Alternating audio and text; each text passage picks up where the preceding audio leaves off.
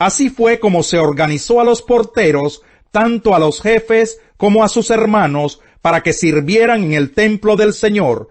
El cuidado de cada puerta se asignó echando suertes entre las familias, sin hacer distinción entre menores y mayores.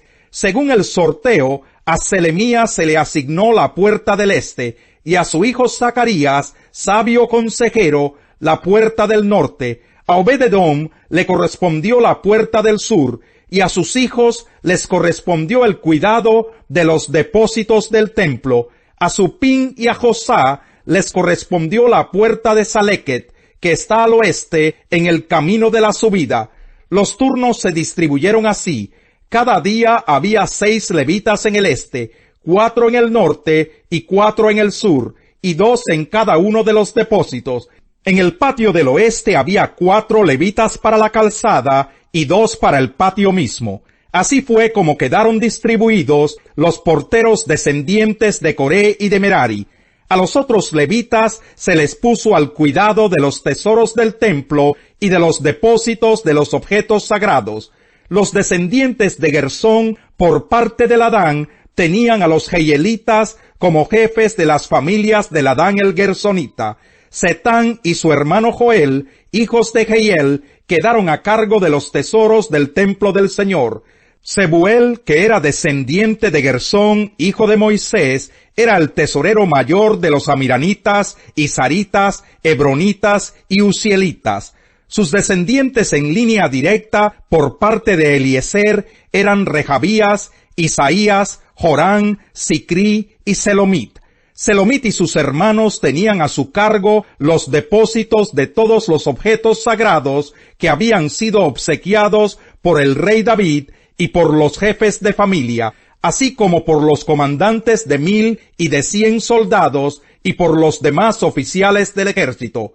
Ellos habían dedicado parte del botín de guerra para las reparaciones del templo del Señor. Selomit y sus hermanos tenían bajo su cuidado todo lo que había sido obsequiado por el vidente Samuel, por Saúl, hijo de Quis, y por Abner, hijo de Ner, y Joab, hijo de Sarbia. Kenanías y sus hijos, que eran descendientes de Isar, estaban a cargo de los asuntos exteriores de Israel, y ejercían las funciones de oficiales y jueces. Hasabías y sus parientes, que descendían de Hebrón, eran 1700 hombres valientes. Ellos eran los que al sudoeste del Jordán administraban a Israel en todo lo referente al Señor y al rey. El jefe de los hebronitas era Jerías. En el año 40 del reinado de David se investigó el registro genealógico de los descendientes de Hebrón, y se encontró que en Jazer de Galaad había entre ellos hombres valientes. El número de los jefes de familia de estos valientes era de 2700. El rey David les asignó la administración de las tribus de Rubén y Gad y de la media tribu de Manasés, en todos los asuntos relacionados con Dios y con el rey. Capítulo 27. La siguiente lista corresponde a los jefes patriarcales, a los comandantes de 1000 y de 100 soldados, y a los oficiales de las divisiones militares de Israel. Cada división constaba de 24,000 hombres, y se turnaban cada mes durante todo el año para prestar servicio al rey. Al frente de la primera división de 24,000 hombres, la cual prestaba su servicio en el primer mes, estaba Yasobeán, hijo de Sabdiel, descendiente de Fares. Él era el jefe de todos los oficiales del ejército que hacían su turno en el primer mes. Al frente de la segunda división de 24,000, que prestaba su servicio en el segundo mes, estaba Dodai el Ajojita. El jefe de esa división era Miclot. La tercera división de 24,000, asignada para el tercer mes, tenía como jefe a Benaías, hijo del sumo sacerdote Joyadá. Este Benaías fue uno de los 30 valientes, y el jefe de ellos. En esa división estaba su hijo Amisabad. La cuarta división de 24,000, asignada para el cuarto mes, tenía como jefe a Asael, hermano de Joab. Su sucesor fue su hijo Zebadías. La quinta división de 24,000, asignada para el quinto mes, tenía como jefe a Samut el Israelita. La sexta división de 24,000, asignada para el sexto mes, tenía como jefe a Hirá, hijo de Iqués el tecoita.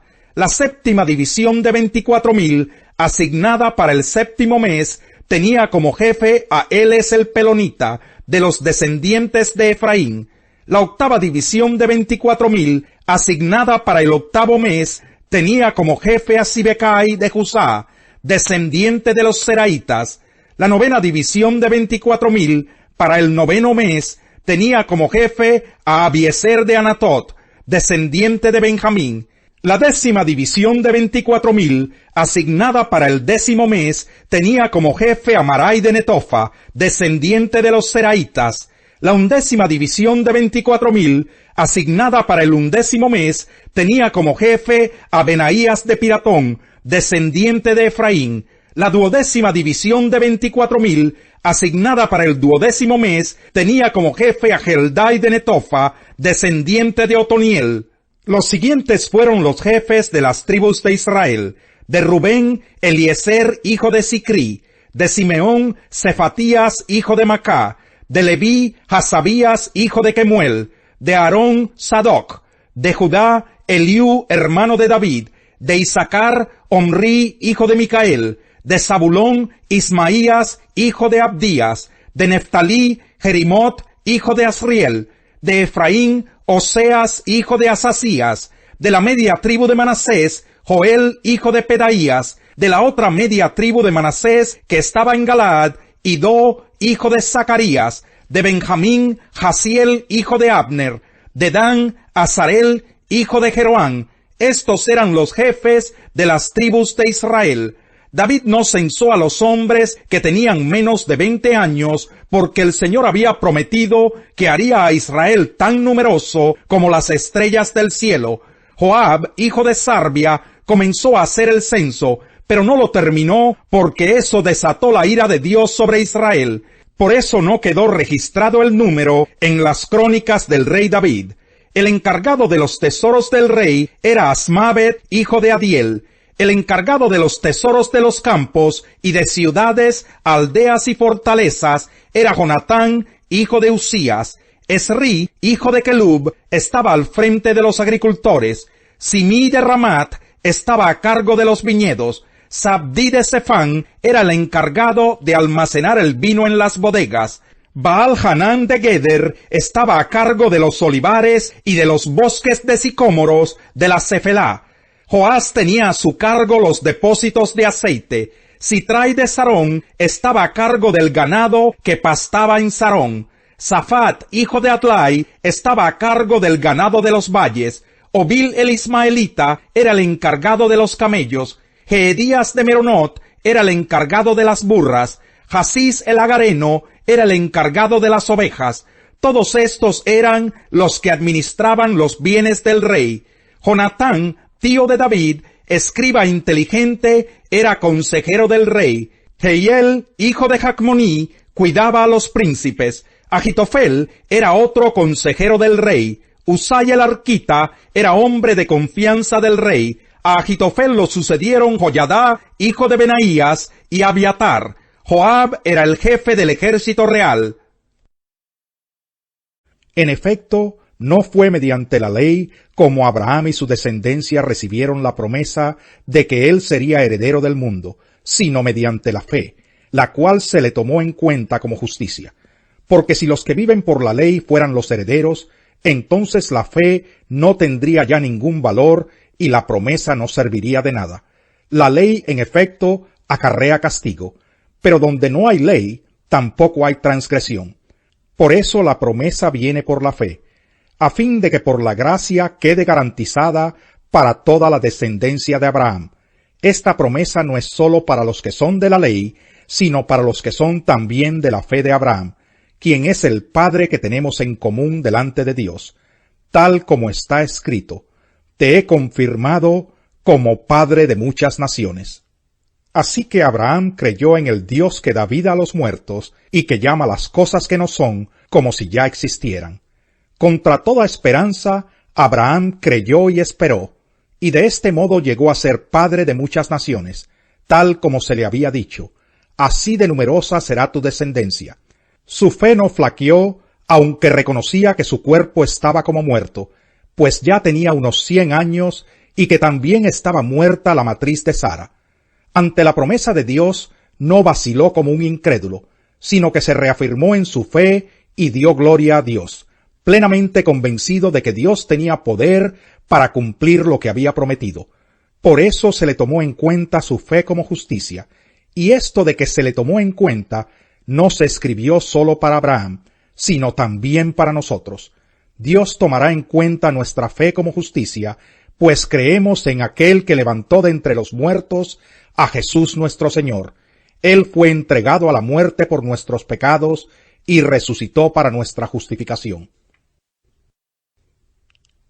Capítulo 5. En consecuencia, ya que hemos sido justificados mediante la fe, tenemos paz con Dios por medio de nuestro Señor Jesucristo. También por medio de Él y mediante la fe, tenemos acceso a esta gracia en la cual nos mantenemos firmes. Así que nos regocijamos en la esperanza de alcanzar la gloria de Dios. Y no solo en esto, sino también en nuestros sufrimientos, porque sabemos que el sufrimiento produce perseverancia, la perseverancia entereza de carácter, y la entereza de carácter esperanza. Y esta esperanza no nos defrauda, porque Dios ha derramado su amor en nuestro corazón por el Espíritu Santo que nos ha dado. Salmo 14. Dice el necio en su corazón, no hay Dios. Están corrompidos, sus obras son detestables, no hay uno solo que haga lo bueno. Desde el cielo el Señor contempla a los mortales, para ver si hay alguien que sea sensato y busque a Dios. Pero todos se han descarriado, a una se han corrompido, no hay nadie que haga lo bueno, no hay uno solo. ¿Acaso no entienden todos los que hacen lo malo? Los que devoran a mi pueblo como si fuera pan, jamás invocan al Señor. Allí los tienen sobrecogidos de miedo, pero Dios está con los que son justos. Ustedes frustran los planes de los pobres, pero el Señor los protege. Quiera Dios que de Sión venga la salvación de Israel. Cuando el Señor restaure a su pueblo, Jacob se regocijará, Israel se alegrará. Servir al pobre es hacerle un préstamo al Señor. Dios pagará esas buenas acciones.